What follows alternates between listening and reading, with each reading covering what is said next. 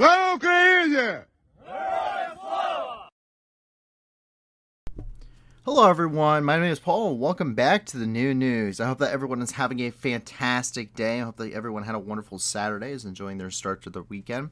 And I hope that everyone is remaining safe, that your friends and your family are safe too. And I hope that everything is good. But otherwise, I hope that everything is going well for you guys. I hope that you find that safety and security in the very near future.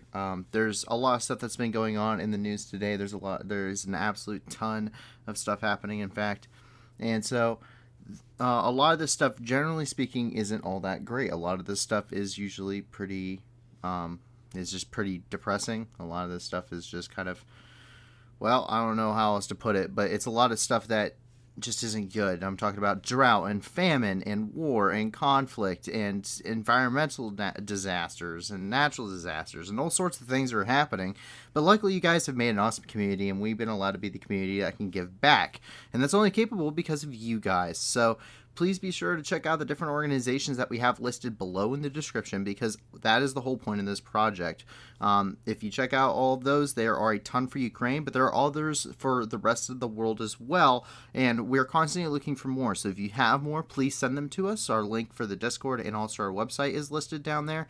You guys can check that out, and also send us, get onto the Discord, send a staff member some links, send them some basic information about the organizations, and we'll go through and we'll start getting these vetted. We have a couple of different criteria. Most importantly is the fact that 80% or more of these donations are going directly to people. We can verify that and make sure that that is happening. Only 20% or less is actually going to salaries and administration costs. We're here to help people, not to pay salaries. So please be sure to check out all those links in the description. And thank you for the support that you're giving them. Thank you for the support you guys have been giving the channel. It's been awesome, and it lets us know that this is a project worth continuing. So thank you very much. We can't thank you guys enough. But without further ado, we're going to go ahead and we're going to actually jump down into our special report here, which is inside of Ukraine. There is a bunch of news that has been coming out. And the first thing we have up here is in Kyiv, where President Zelensky actually fired several of the ambassadors of Ukraine today. He dismissed several of Kyiv's senior envoys abroad, and he did not... he gave very short decrees, but not give reasons for the dismissals. So far, those listed are for Germany, Hungary, Norway, and the Czech Republic and India. Envoys in the Maldives, Nepal, Sri Lanka, Bangladesh were also dismissed.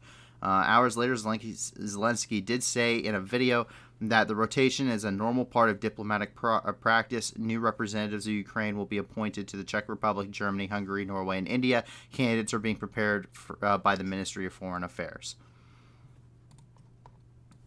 You jump over here into Kharkiv, where missile strikes actually hit a residential area. These are likely the result of Iskander-M missile launches coming out of the Belgorod Oblast. And this actually ended up hospitalizing 6, including 1 child. And this is all reported by the Ministry of Foreign Affairs. A quote, Russian aggressors shelled the city of Kharkiv on July 9th. 6 people, including a 12-year-old girl, were injured. Local residential buildings were damaged. And that's coming from the Prosecutor General's Office of Ukraine. But we do have actually the video of the strikes. So you can take a look here.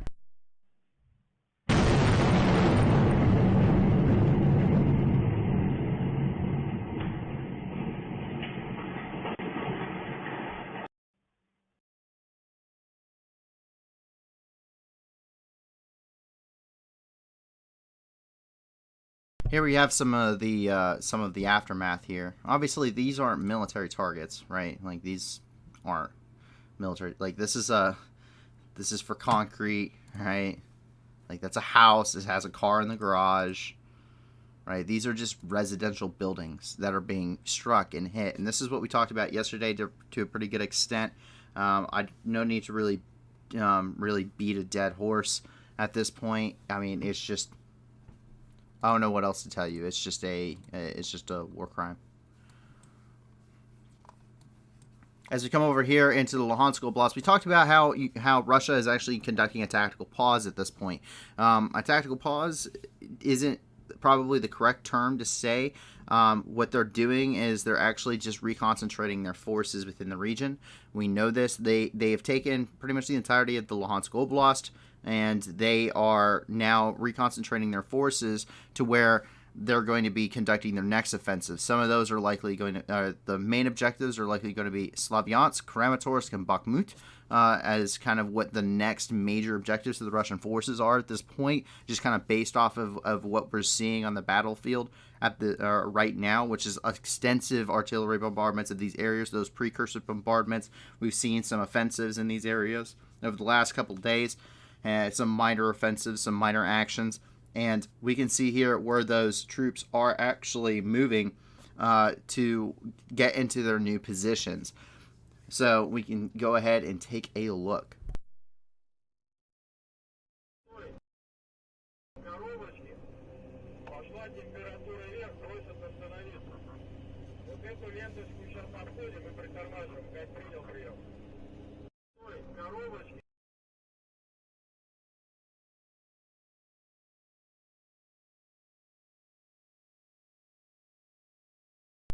This is all from Russian forces coming out of the Luhansk Oblast.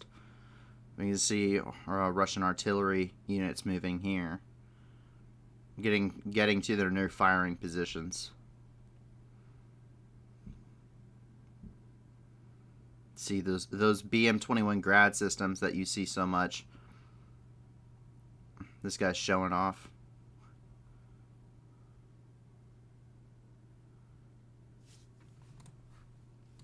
So we're seeing an extensive amount of equipment on the move from Russian forces. They're moving into their new positions, their new battle positions.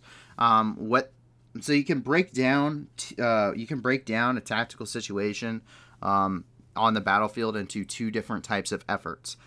For anyone that's trying to conduct, some analysis on what's happening in Ukraine, you're going to have two main types of efforts. The first effort you're going to have is the main effort. Which is the actual, this is what they're trying to do. This is the unit. These are the units pushing to the objective. And then you have supporting efforts, meaning, they're destroying supply lines. They're putting up blocking positions. They're doing, area denial. They are, supporting efforts. They're bombarding logistical locations. They are tying up communications. They are creating diversions or creating extra pressure in other points that is forcing, Ukrainian troops to move away from the main effort objective in order to help, and hold the supporting effort that's on the move, or their minor offensive in an area. The main effort, for instance, up here was Severodonetsk and Lysychansk. That would be the main effort. Your supporting efforts would have been near Rubizne, near Belorivka, up here over by Zolote. Those were all supporting efforts. You had one main effort of an axis of advance, and you had 8 other, with a total of 9 axes of advance, 8 other supporting efforts. That's what this is, and that's what we're kind of seeing here. Is they're getting ready to move into their new positions. Those artillery bombardments, they're going to hit supporting efforts. So they're not just going to hit Bakhmut, they're going to hit everything around Bakhmut, and they're going to hit other locations as well with some minor offensives and other areas, just to keep putting the pressure there on those forces. HIMARS, get ready. New targets online. Yes, actually, but we're getting ready to move into that. So here's the cool thing. Today, we talk pretty much every single day. There's several points in which case, fuel depots and ammunition depots are just getting destroyed by Ukrainian artillery. Today is no different. The difference, though, is how deep they are, and they have deep strikes today. So these are definitely HIMARS systems that work. A fire was spotted here in Armino. It's a very large fire, very thick black smoke. It's very consistent with the characteristics of oil and fuel fires. So there's a pretty good likelihood at this point, though I can't confirm, that Ukrainian artillery has hit likely a HIMARS, since of how deep this is behind the lines. HIMARS have likely hit a fuel depot here in Armino. We can take a look at that here.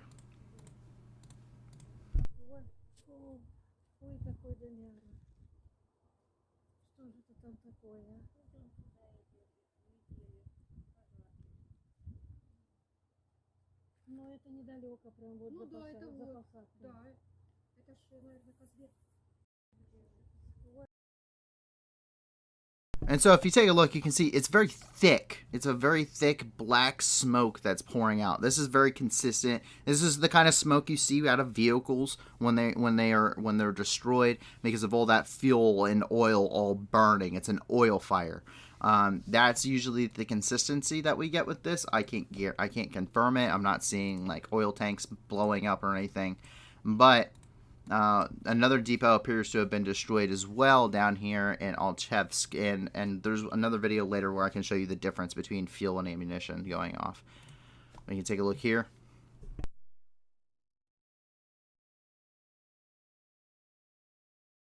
And this is the work of HIMARS. We know that just how deep this is, but we'll get to a little bit more here in a second.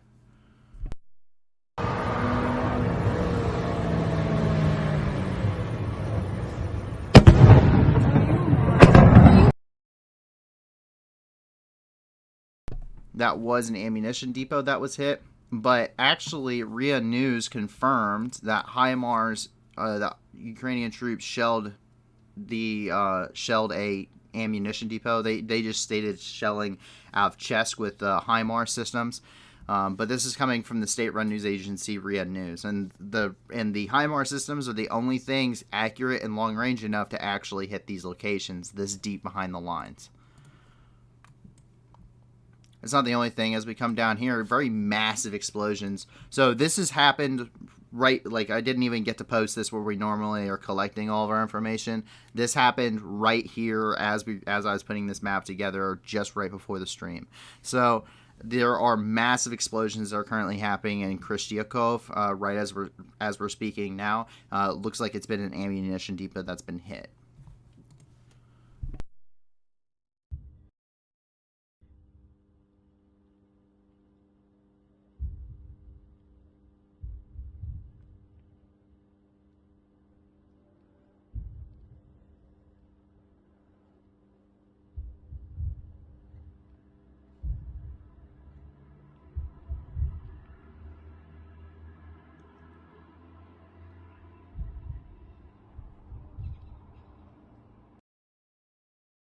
Once again, this would have been another strike by the HIMARS systems. As we get over here, kind of here in the Donbass, we can see, encrypted networks is what I've titled this. And this is because it really proves a point in the failure of the Russian military. The Russian military has had multiple points of failure. I mean, and there are ones that everyone can see. There are ones that, logistics is a huge point that they have failed. Their economy is failing. It's only propped up by foreign exchange that they're holding in their reserves.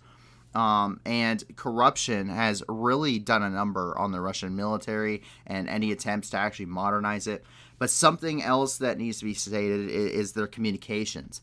Communications and their ability to coordinate is also really hampering Russian forces. And this isn't a new problem. We saw this in 2008 during the invasion of Georgia, where Russians were notorious for having such horrendous breakdowns in communications that troops in the field would go to local payphones in Georgia just so they could get in contact with their headquarters and get orders and let them know what's going on, because their communications completely broke down during that invasion. It's why they were so hampered in South Ossetia.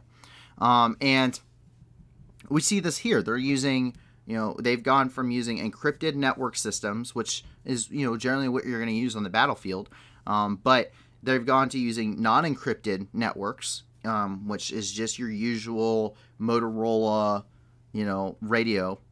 And they're also using cell phones. We know they're using cell phones for communication. But here, just take a look. This is actually a Ukrainian radio. This is a Baofeng radio that is tuned to this is a Ukrainian Baofeng radio that has been tuned to, and it's picking up Russian artillery transmissions. So this is from a Russian artillery unit talking here with its forward observers here on the front lines. Они берут, а попадает вправо. По вашим координатам сюда находит не сходится.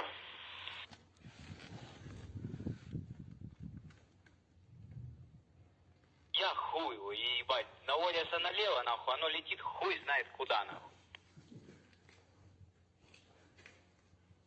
Ну, я нахуй тоже нахуй не минометчик, поэтому нахуй спорить нахуй. Как они нахуй там это наводят?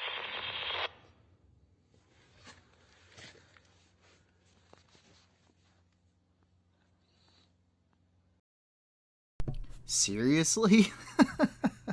Like, this is like some, we're listening to insurgents in Afghanistan on our Motorola radio kind of stuff. Like, this is ridiculous. Like, this isn't a fancy. You can go and buy a Baofeng. Like, right now, you can go on the internet and you can buy yourself a Baofeng.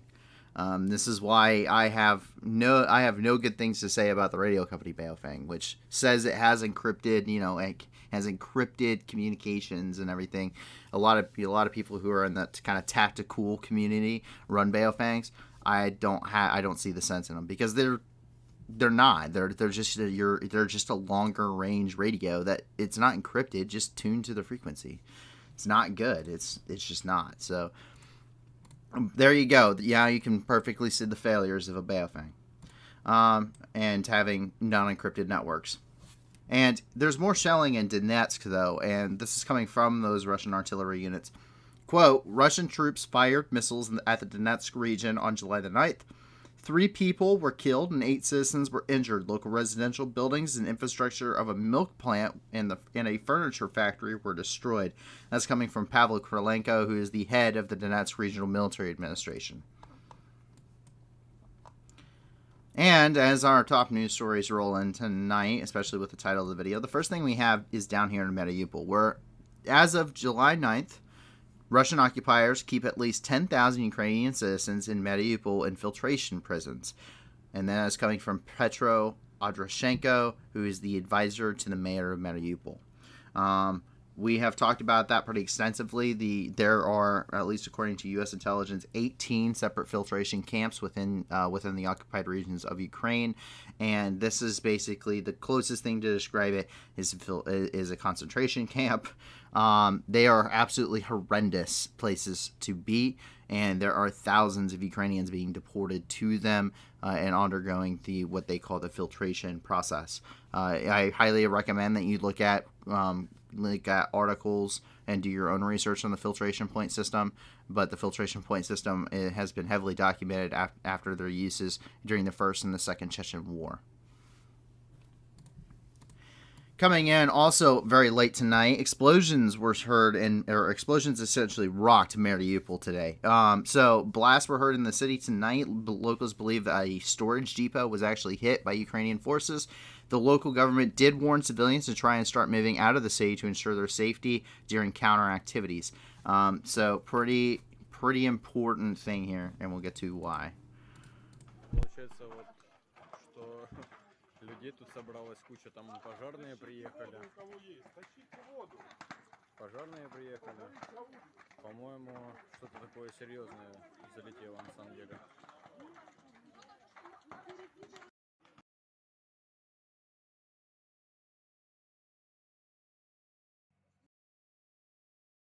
Вот это интересно, конечно, сейчас только что было.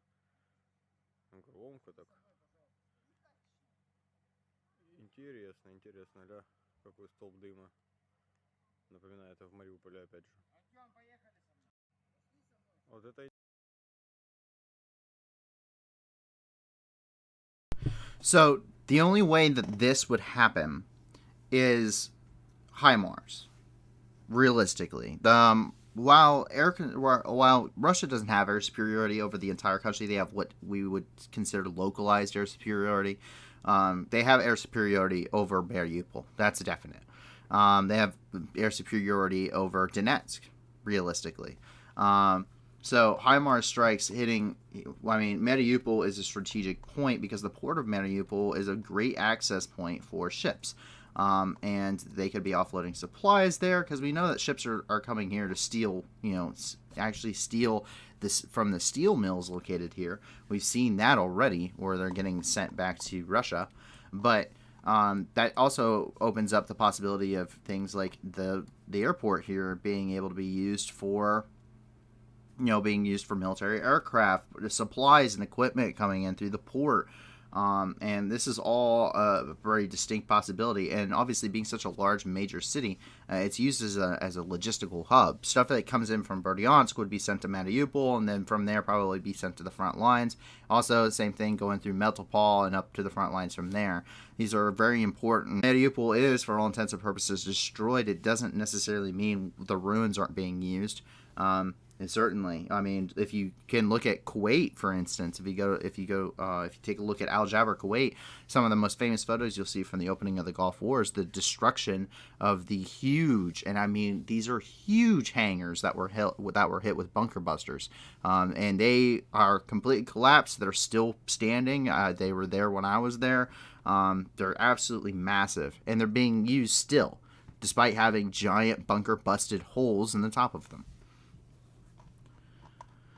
So, but that means that HIMARS are able to reach Mariupol, and if they're able to do that, they are able to hit essentially anything controlled by Russian forces.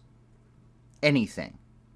And if that is the case, that means there's no place safe for Russians to store their ammunition, their supplies, their equipment. As long as Ukraine can identify where these targets are, and they can locate them, put a grid point on them, they can hit them with a HIMARS system, and that allows them to do all sorts of that will wreak all sorts of havoc on the Russian ability to fight this war.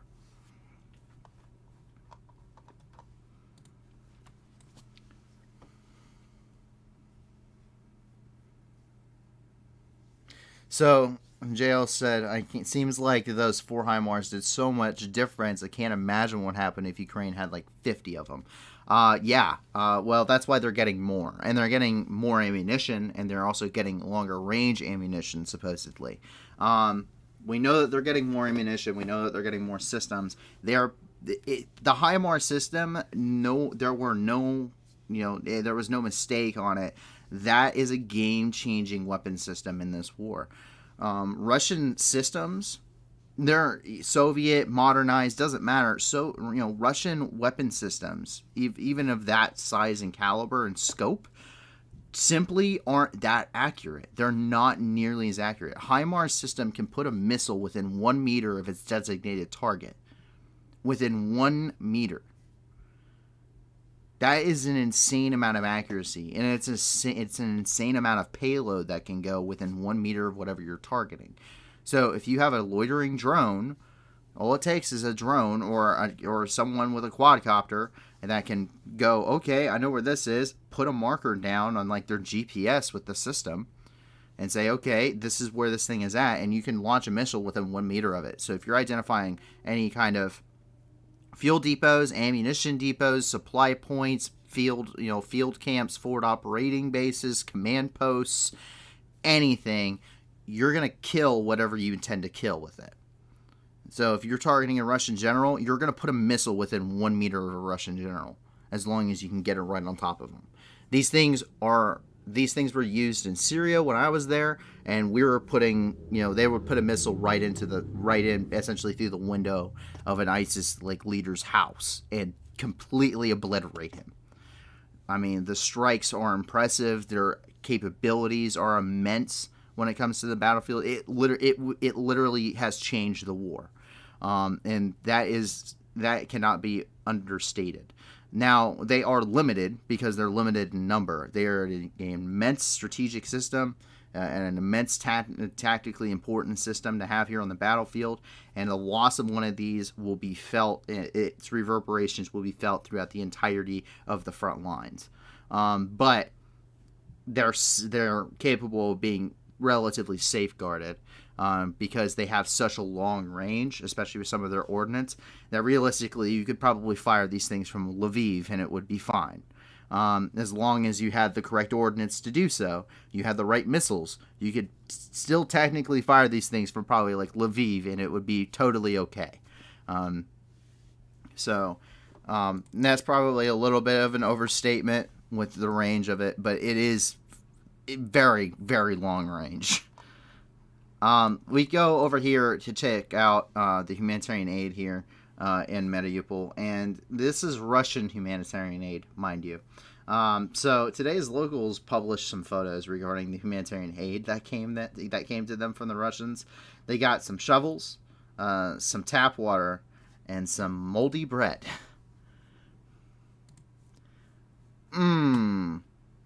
That's fantastic. I can't wait to make a sandwich with that. Ooh, yes, some shovels. Make sure to go dig yourself a hole. Tap water. Now, tap water is an immense improvement, don't get me wrong. I would not want to be drinking what they've been drinking. But this is the humanitarian aid. The humanitarian aid is, here's some water so you don't die of cholera anymore. Now clear out the rubble.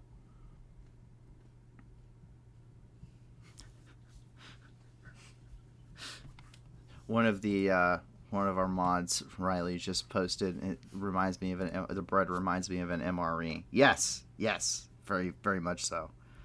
Very much so. You know what that's called?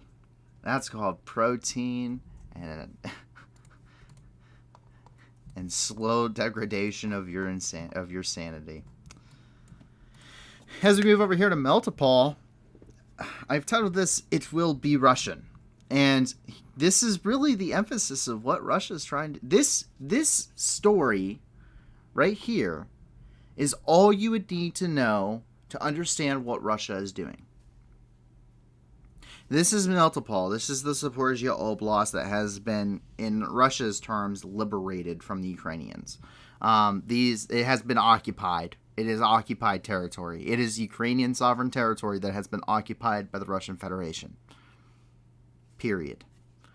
And it will be Russian because Russia is certifying Mariupol, the Mariupol Oblast schools, to ensure that they meet the Russian curriculum. They're providing the textbooks to the Mariupol schools so that way they have their curriculum. All of this coming to us from the state-run news media agency RIA. So I actually have the RIA articles here for you. So this is the Minister of Education for Russia. They handed over the first batch of textbooks to Mariupol. They said they said as the representative of the Ministry of Education explained, by the new academic year, textbooks and art books will be delivered to the liberated territories where there was no Russian educational or methodical literature. The first batch was brought together by a delegation of the department.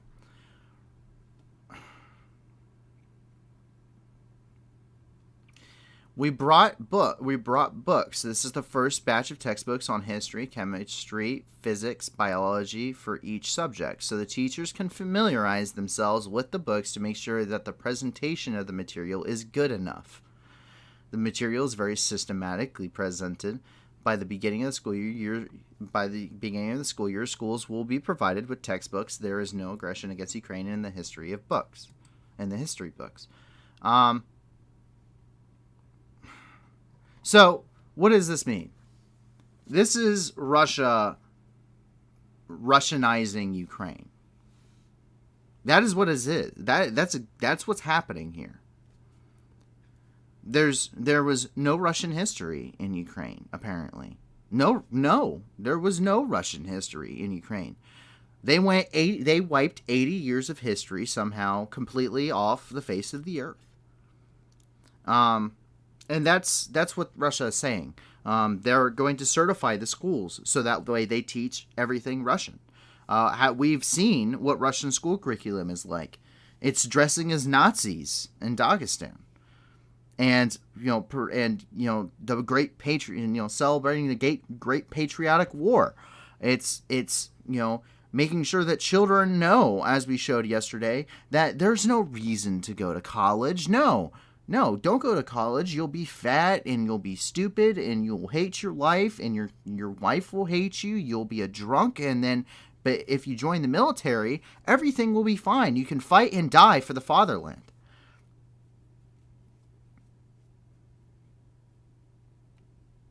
That's Russian education. The State Duma blasted, Ukraine on their education. They teach World War II. They don't teach the Great Patriotic War. That's ridiculous. That is a ridiculous ideology. You know what has a similar ideology to this? North Korea. North Korea, the most isolated country in the world, hands down. Their only friend in the entire world is China, who is getting pissed off with North Korea, by the way, because they're tired of North Korea's shenanigans and having to back them up. And it's terrible. Their people starve, okay? Everyone who has any semblance of a life is in the military because that's the only way they actually get to eat, right? Their entire purpose, everything that in their entire purpose in life, all of their propaganda is Kim Jong-un is essentially a god, and then on top of that, it's nothing but kill Americans, and North Korea rules the world and everything else. It's insane amounts of propaganda. There's literally artworks of their Great Patriotic War, essentially, against, North and South Korea during the Korean War, where it's just North Korean troops, these are in schools, by the way, North Korean troops bayoneting American troops. It's ridiculous. It's unfathomable to anyone that's actually read anything that comes to history. Russia would have been absolutely demolished by the Germans if it were not for the Lend-Lease Act. The Lend-Lease Act saved the Soviet Union. Because they wouldn't have the trucks. They wouldn't have the tanks.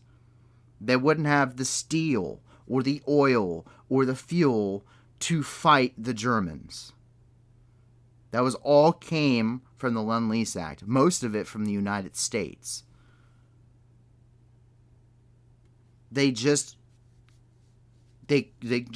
All they have is bodies. They just have people. That's their one resource in the world. They have people. They can take immense amount of casualties. That's it. And that's what they're gearing for. They're pushing to their own people, join the military, because it's better than going to college, because they need bodies in the military. They've got such immense losses here in Ukraine that they have entire manpower shortages that are reverberating across their entire military industrial complex. And here we can see, once again, this is a RIA News article. The schools in the Zaporizhzhia region will receive Russian state accreditation. So here in Melitopol specifically, this is talking about the Melitopol Multidisciplinary College, where they will receive Russian accreditation, meaning before they can start up again, everything they teach must be accredited by Russia.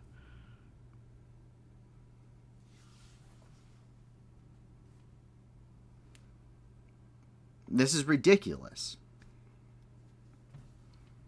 But that is the Russian plan.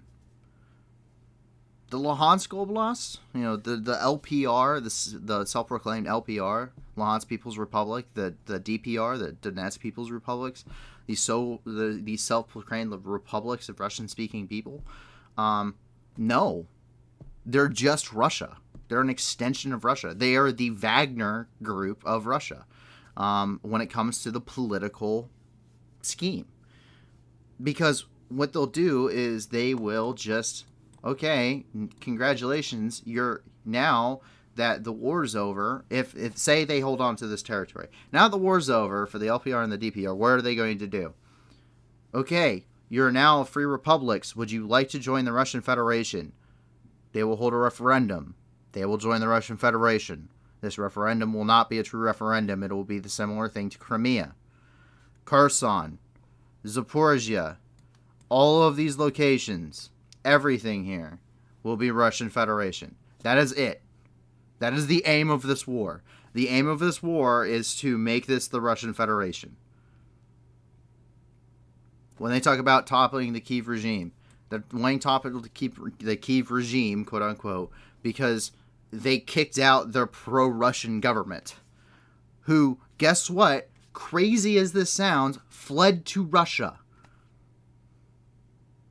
Wild, I know. That's the aim of this war. Otherwise, it wouldn't be, if the aim of the war was, to ensure, that these territories, are, independent and free of a Nazi regime, Russia wouldn't be accrediting their schools and wouldn't be giving them textbooks and wouldn't be running their governments. They'd be saying, here you go, you're a free people now. This is how you do elections. We'll give you the resources for the elections. And then they would leave them alone. That's why this isn't a liberation, as the Russians say. This is an occupation. They're seizing the territory. That's it. What you see on paper is what you get. These are front lines. They are occupying territory. This is no different than Nazi Germany invading Russia in Operation Barbarossa and occupying Western Russia. This is no different than the invasion of Poland. This is no different than the invasion of France. This is just a seizure of this land and territory and this people. And they are doing mass incarcerations of these people, as we just reported in Mariupol. There are no two ways about this. This is being reported by a Russian state-run news media agency. This is their intent. Move over here into the Kherson Oblast, where multiple sources at this point have reported about the destruction of an ammunition depot here in Chernobyvka. So this is where, according to Siri Klon, the advisor to the head of the Kherson Regional Military Administration, quote, the armed forces of Ukraine destroyed a Russian ammunition depot in the village of Chernobyvka in the Kherson region on July 9th. And we have a couple of different images to show you.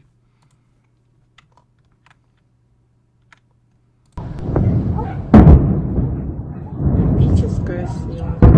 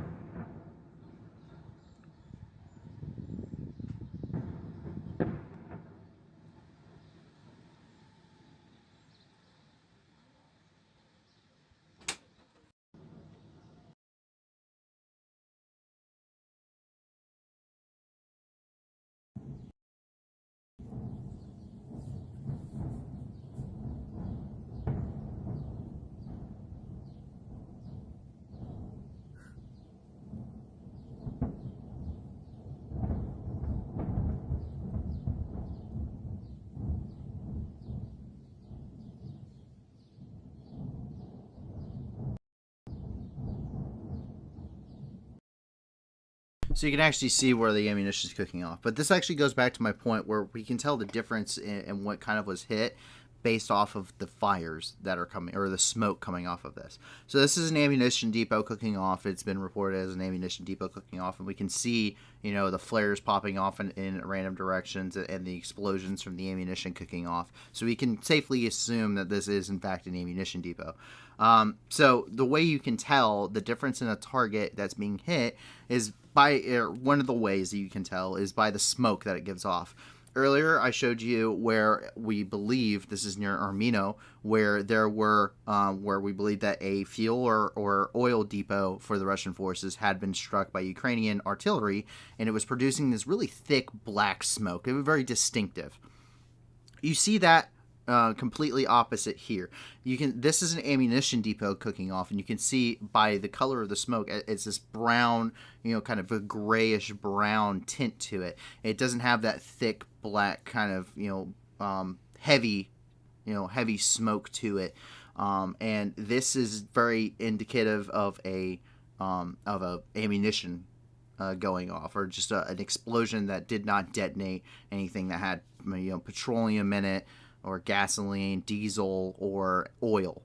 And when I was talking about earlier, if we go back to this previous one, when I talk about vehicles exploding, if we take a look at this one, we can see here there's an immense, in all of this footage here, you see all this cooking off of all this ammunition. You see all of this kind of a brown, all of this kind of a brown, grayish smoke that's popping up from the actual ammunition cooking off. But you can see right here, she's kind of tilted and she's not holding it very steady, but you can see where there's another explosion, and all of a sudden you have this thick black smoke popping up. And what that probably is it's probably a truck, like a logistical truck, or it could have been an oil truck or a fuel truck that was sitting there at this depot, because they're probably maintaining multiple things here to supply troops. They just keep all their supplies in one location generally. But there's probably a vehicle or a oil storage bin that was there and had been, an ammunition that was detonating. One of them hit the vehicle, and the vehicle has now exploded. So in immense of all of that other smoke from the ammunition cooking off, we can see where an oil fire is now caused, or a fuel fire is now caused, by what I can assume is probably the detonation of a vehicle in and amongst all of this havoc going on there on the ground. And there you can see a really distinctive, I know it's probably at the bottom of your screen, but you can see the very distinctive difference between the two different types. So it's not a perfect science. It's not like a perfect way. It's just a good way to kind of observe, what am I looking at? Like, what's the context of what's happening here? Massive oil fires. Like, that is, that's going to be this thick black smoke. And then, so vehicle fire is going to put off the same thing. If you ever seen destroyed vehicles, they produce this really thick black smoke that's popping up from them. Ammunition and wood fires, that's going to be kind of this grayish brown tint of smoke that's going to be going off. So you'll be able to kind of distinctly tell, like, oh, they actually hit something. There's this black smoke that's popping up, instead of just this brown smoke that's popping up. So, not a perfect science. Once again, I'm not an expert in going, at forensics and going, yeah, that's an oil fire. That's a explosion. That's just an explosive. But just watching it enough, you can kind of start picking up. And once you also know what actually was hit. I'll jump up over here real quick, and this is in Kryvyi, where 2 were killed and 3 were injured by Russian shelling. Quote, Russian aggressors fired missiles at the Huletsky district of the city of Kryvyi in the Dnipropetrovsk Oblast on July the 9th. 2 people were killed, 3 citizens were injured. A building of a school and local residential buildings were damaged. That's coming from Valentin Reznichenko, the head of the Dnipropetrovsk Regional Military Administration. Jump back down here real quick. 6 S-300 missiles struck Mykolaiv early this morning, causing extensive damage. Luckily, there has been no civilian casualties reported as of right now. So luckily, no one has lost their lives, but it has been pretty extensive damage, as we can see here.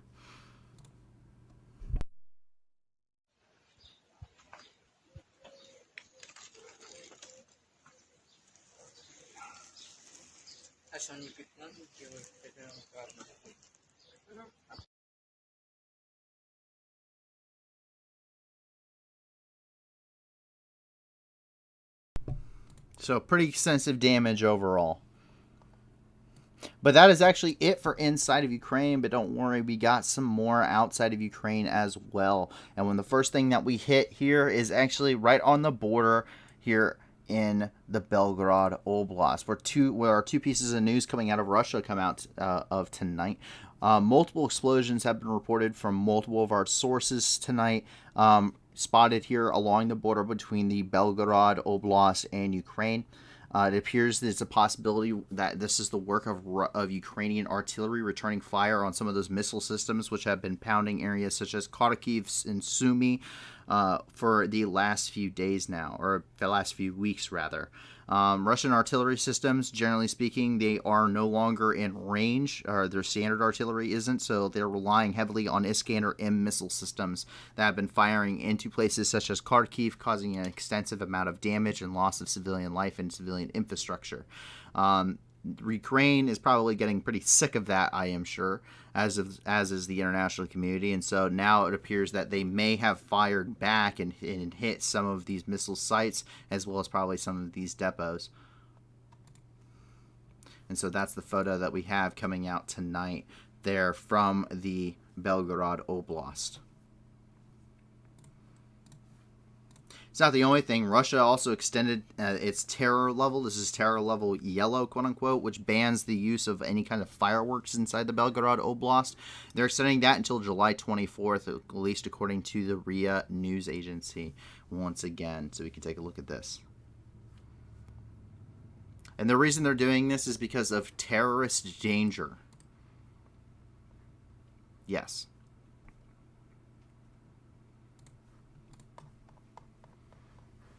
Jump up over here to where Finland has officially approved, or the president of Finland approved, the construction of a fence along the border of Finland and Russia.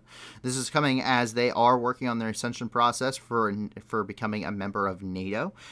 So this really breaks a pretty long-term neutrality agreement anyway, becoming a member of NATO.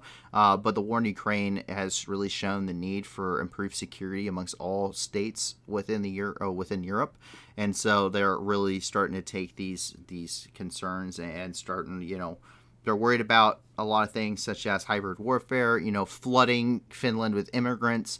That was something. It seems kind of dumb to just say that, but it's actually something that it's pretty well known, and it's actually something that was really famously done during World War II, is the immense amount of refugees caused by the war and the destruction of the war flooded the streets going away from the war zone, and that would bog down, for instance, Russian forces trying to go to the front lines. They would be slowed because they hit these giant groups of refugees that are in the road, and they have to try and maneuver around all these civilians. So it slows down a military's ability to respond properly and really gives the advantage to the aggressor. So flooding a bunch of immigrants and refugees across the border slows down a military response. So they need to build a fence. They need to find a way to stem that flow of people in an easy manner, and that's something that they have apparently decided to do. And this is also coming as the Russian Federation has condemned a lot of these actions very openly and has said that there would be consequences, including military consequences. So they have pushed, we know that they have pushed military resources up to the border, and they said that if there were any NATO bases that ended up being located inside Finland, who is joining NATO, of course, then they would have to return in kind, meaning that they would also be building up their military along the border. Down here in Lithuania, there will be no more vodka for the Russians in Kaliningrad. Oh, God, no. So, Russians famous for their vodka. According to Lithuania, they are putting a complete embargo on they're implementing a embargo on cement and alcohol being transported through Belarus and through Lithuanian territory into Kaliningrad, meaning there will be no more vodka for Kaliningrad, Russia, starting on Sunday. Jump down here into Rome for a little bit of a different view here, where we can see that there is a large fire that has occurred in Rome. Several areas just to the east were covered in a large cloud of black smoke due to the large fire, and many residents were evacuated. This fire spread throughout Central Park, according to some of the eyewitnesses, and some explosions were heard at the site of the fire. So pretty extensive amount. We can see that here.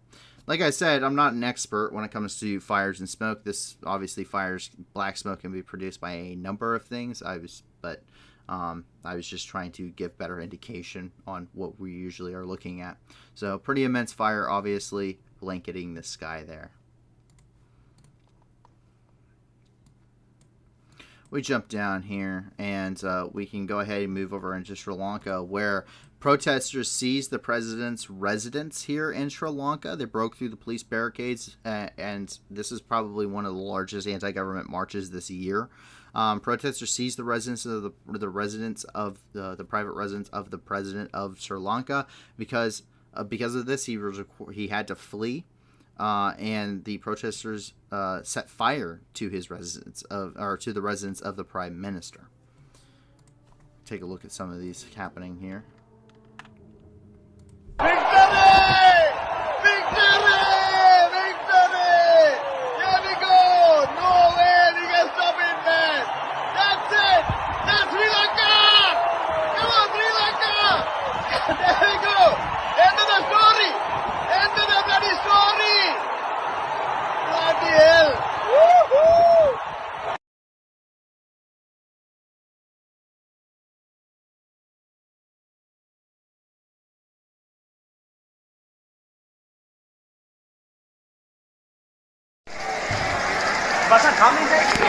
Dude, this is getting nuts.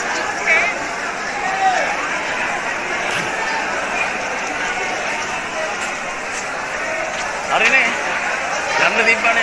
කොතනද යන්න තිබ්බනේ. අන්තරේ මිනිස්සුගේ හුකා ගත්තා. So pretty extensive right now. These people are pissed. So these people are absolutely pissed. They have no medicine. They are running low on food. They have no energy because they don't have, their government is broke. It's hopelessly broke. So they can't import anything. People can't get their surgeries. There's no fuel, to the point that ambulances and fire departments and police aren't working right now because they don't have the fuel to run their own vehicles.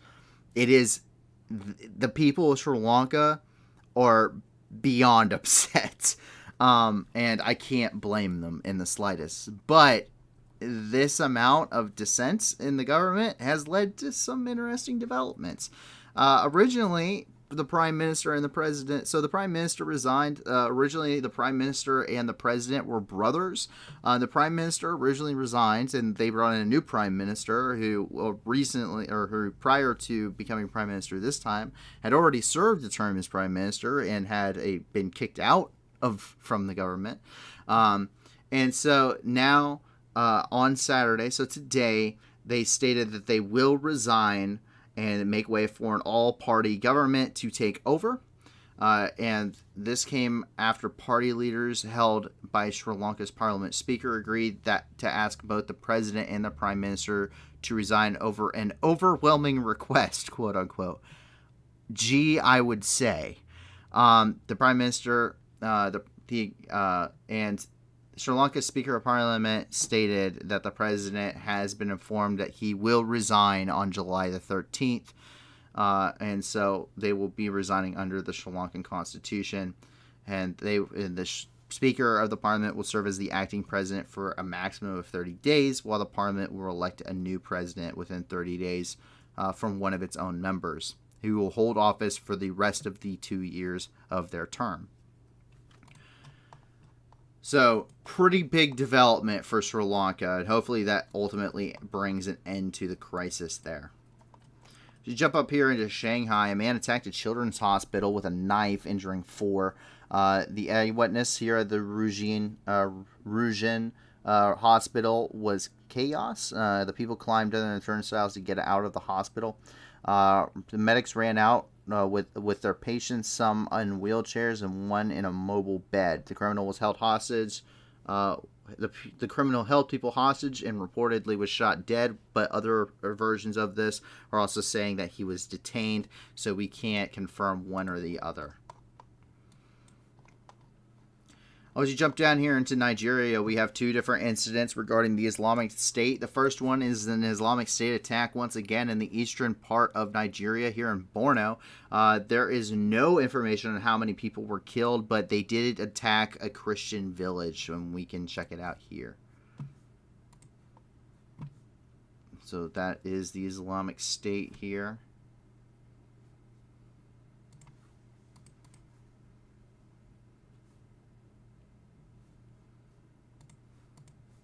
But they are embattled here against Nigerian armed forces. This is a counter-terror operation within Borno today. They ended up killing several of the Islamic State militants. Throughout the scene of the clash, security forces seized the weapons and equipment from jihadists. So it's very much a back and forth within Nigeria when it comes to fighting the Islamic State. So they have an immense... the Islamic State in Africa is not like the Islamic State in the Middle East. The Islamic State in the Middle East fought a coalition of Western countries on top of the regional powers. And here in Africa, it's very much a tit for tat. They are very much equal when it comes to their military power. The Islamic State here in Africa is very capable of gaining equipment from security forces, and the security forces are equally capable of destroying the Islamic State. Militarily, essentially, they're equal. And that has caused an immense amount of issues. There's a lot of instability caused because of that. The Islamic State just has easier access in Africa to members. They have easier access for influence over the society in these regions to an extent. They have an immense following of people. I mean, you just look at in Mozambique, where in the Cabo Delgado province, for all intents and purposes, they just run amok everywhere. The Mozambique group is immense in its size and scope, and you see this in Nigeria too, Niger, Burkina Faso. You see this in Mali. You see this all over the continent. The continent, at a summit in Morocco, they actually said that the fight against the Islamic State, the front line is Africa. It is no longer the Middle East. ISIS and ISIL, the Islamic State of Iraq and Syria, and the Islamic State of Iraq and the Levant, no longer, for all intents and purposes, exist. They don't have a caliphate to speak of, which is where all that power was originally. Their equipment that they had stolen from Iraqi forces, to include M1 Abrams tanks, have been destroyed. They don't hold the power in the Middle East. It has now shifted to Africa, and these countries simply are not prepared to carry out that extensive of operations. They don't have nearly as much Western backing. A lot of these are controlled by military juntas, or they're have already kind of some insecurities in government. And on top of this, they're plagued with insecurities in other parts and other sectors too. Economically, many of them are poor. They have problems when it comes to famine and droughts and food securities and water securities in general. They already have a lot of rebel groups fighting in these areas. So there's a ton of groups, and the Islamic State really just has an easier time. So we're going to see a lot of back and forth between these two groups. The Islamic State are going to be able to do things that were essentially considered inconceivable earlier in the obviously not in this decade, but even in the late 2000s, really since 2016, 2018-ish. Things that we just never thought Islamic State would be able to do again, they're getting done here in Africa. So move over here into the Amazon within Brazil. Deforestation has hit a 6-year high, nearly 4,000 square kilometers. So 3,988 square kilometers, or 1,540 square miles of land has been cleared in the region between January and June. Last year, 3,088 square kilometers of the rainforest were destroyed during the same period. Environmentalists blame the increasing level of deforestation on Brazil's president, who has rolled back environmental protections within the region. The Amazon plays an essential role in the plant's oxygen and carbon dioxide cycles, absorbing a vast amount of the greenhouse gases that we produce into the atmosphere. If you want to know more, you guys can go check out the Reuters article covering the situation. But there are a bunch of things that are good today. So that's very nice to see for a difference. It's nice to be able to report on some kind of uplifting and interesting stories. And the first thing is here in Europe, high-speed trains are going to be replacing planes in most of Europe. Planes create way too much CO2 emissions, and so Europe plans to launch a new high-speed passenger train network that will stretch between the major European cities. It will be state-of-the-art, cheap, and carbon-neutral system that will replace the low-cost carriers. So that's pretty cool. It's a pretty cool infrastructure process, and Europe really kind of leads the world when it comes to looking at green energy and becoming carbon neutral. It's a very big EU focus in general, and Europe's really leading the way on that, which is awesome to see. And this is going to be a pretty big game changer. Now, those high-speed trains, believe it or not, especially within these regions, already having that network system in place where they are, these countries are not, are very relatively small. There's a lot shorter distances. A lot of these people have to travel from country to country. Is very nice. They already have an amazing public transit system in many regions of Europe, and this should be rather easy to implement, one. And two, this is going to definitely cut down on those greenhouse gases. And Eid Mubarak to those that are celebrating the holiday of Islam today. This is Eid al-Adha, which is the second and the biggest of the two main holidays within Islam. It honors the willingness of Ibrahim to sacrifice his son Ishmael as an act of obedience to Allah's command. That's one of the reasons why for the pilgrimage to Mecca.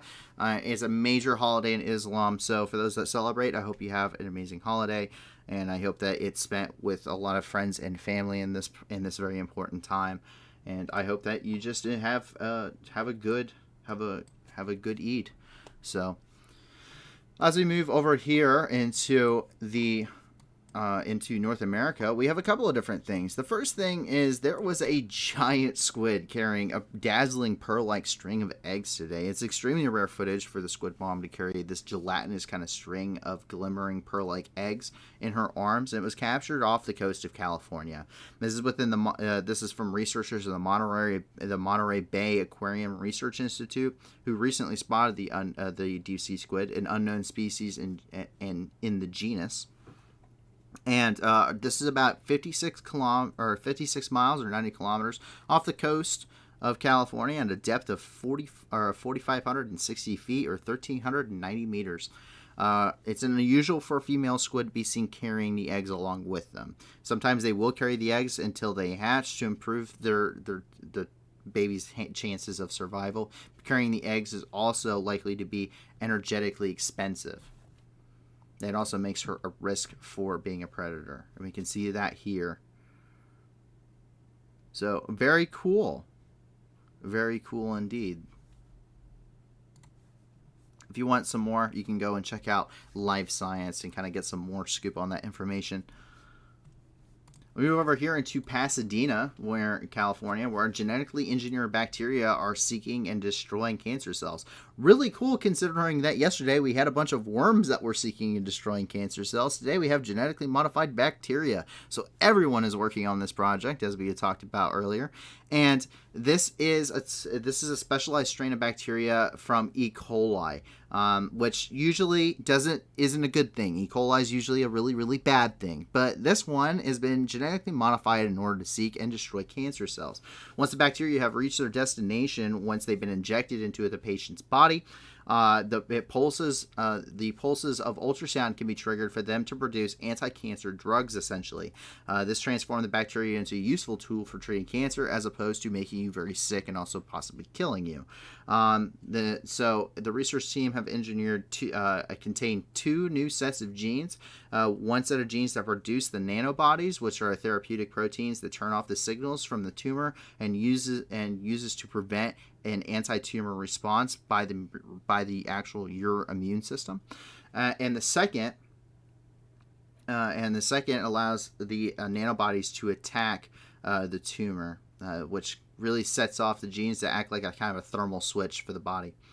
So that's really cool. If you guys want to check out some more, Science Tech Daily has a lot of information on this, probably a lot more in-depth than I can cover. And if you want to check out the actual paper, we actually have it here from nature.com. So you guys can go and check it out and once I get this map posted post-stream onto our website.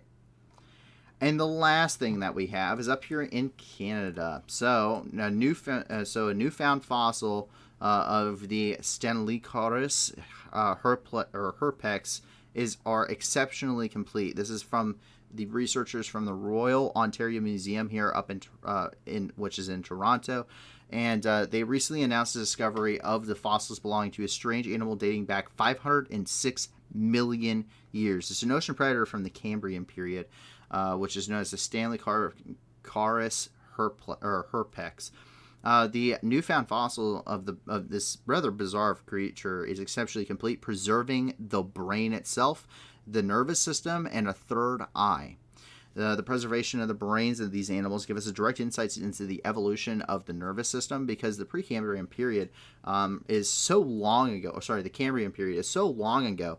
You talk about the Cambrian explosion, where creatures of animals at this point in time are so simple. The Cambrian explosion, Precambrian, you're looking at single and very small multicellular organisms, but mostly single-celled organisms, such as bacteria. After that point, during the Cambrian explosion, you're seeing all types of life developing on the sea floor. It's an immense amount of explosion in natural life, and also a great evolutionary period. And what ends up happening is this: it allows us, quote, the preservation of the brains of these animals gives us a direct insight into the evolution of the nervous system from the perspective of the fossil record. So that's coming from Joseph Moisuk, who is the lead author of the study describing the fossils and the University of Toronto doctoral candidate in the ecology and evolutionary biology. So we can take a look. These are the fossils themselves.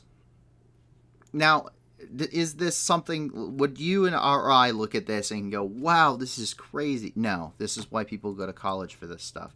But this isn't like the world's craziest animal, right? Well, it definitely looks crazy now, but it lives in the water. It has 3 eyes, and it's really simple when it comes to how it works and functions as a creature, at least from our general understanding of it.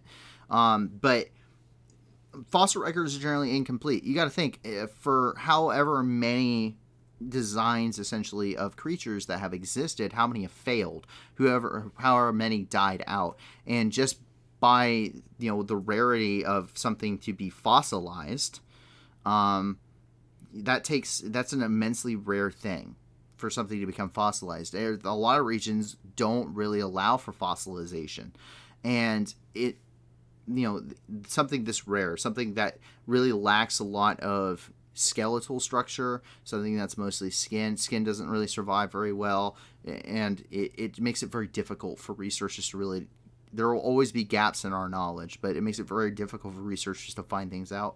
But this is an immense discovery, and it really is going to give us a lot of insight as how did brains really develop? How did aquatic life develop? How did the optical nerves develop? The nervous system develop? Because this stuff is so early. The Cambrian is so early in our time frame, in the time frame of life on Earth, that it really gives you that's the point in which we go from being bacteria to growing into the dinosaurs, going into which then turn into therefore mammals, and the existence of mammals are breaking down to marsupials, and then that eventually that all leads up to our common ancestor with things with chimpanzees and apes, and finally Homo erectus, and then Homo sapiens and Neanderthals and all of that. So all history is current. That's probably the best way I've ever heard it put. And I can't remember what quote that comes from. But all history is current. That's very true. I wish I could attribute that quote properly, but it's not neat sections and chunks. We like to think of things like the 50s and the 60s and the 70s and the 80s. We can say the Vietnam War dominated the 50s and the 60s and the 70s. Korea dominated the 50s. World War II, the 40s. all of this we can attribute, we got our own little niche, right? We can think of, when you think of the 60s, but it's not that simple. Everything leads up to now. This creature leads up to you and me and everything around us that is living. So that's really cool, and hopefully it gives us a lot of insight. So the better we understand the past, the better we can understand the future as well, and can understand ourselves in the now to be able to develop a more successful future. And if you want to check out more regarding this, you can go on to Live Science, who also has an article on this as well. But pretty cool. A lot of cool news coming out today, a lot of cool stuff. A lot of interesting topics, and a lot of stuff also when it comes to Ukraine that's, I'd say there's some successes in there, but obviously there's some losses too, and the losses are of a lot of civilian life usually. So luckily with a lot of these rather, kind of depressing topics that we talk about, there is a way to help. You guys have made this an awesome community to where we can actually be a community that gives back to the very news that we deliver to. And the reason that we're able to do that is because of community support and the community support of these organizations that we have listed in the description. All of these have been vetted by us to make sure that you're not getting scammed out of your money, but also because 80% or more of all the donations that the organizations receive go directly to helping people in their programs. Less than 20% or less go actually to go to things like salaries and administration costs. We don't want to pay someone's salary. We want to help people with these organizations, and that is the aim of this entire project. We're never pushing super chats on this channel. We're never doing anything like merchandising. Everything that we're going to do, to include when we get large enough, we're going to put donation links directly onto the streams so you guys can donate directly through YouTube. We're going to go and we're going to continue to add to that list. If you have more, please check out the description for our links as well for our Discord and our official website.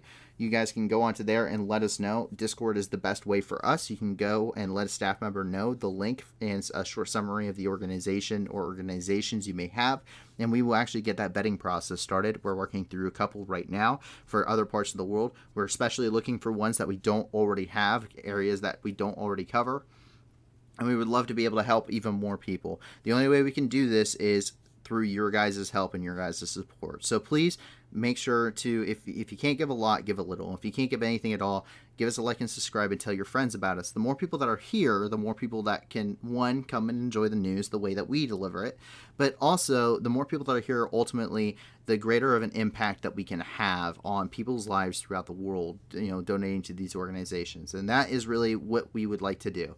We want to just essentially be entirely backing nothing but charities, and we just want to do this to present you with the news and help people that are suffering within the news that we're delivering. So thank you for supporting the organizations. I can't thank you enough on that, as that is the main goal, and I can't thank you enough for supporting the channel thus far. Please be sure to give a thanks to the staff. They're the ones that put this together. I really only lend the voice, so please make sure you give your thanks to them. They're doing an amazing job with this. They're the ones who do all the research and put this stuff together, and I add it to the map, and I'm the one that obviously does the talking. But it's a group effort. Everyone is volunteering their time every day to do this, and I can't thank them enough. They're awesome people to work with, and they're very knowledgeable too.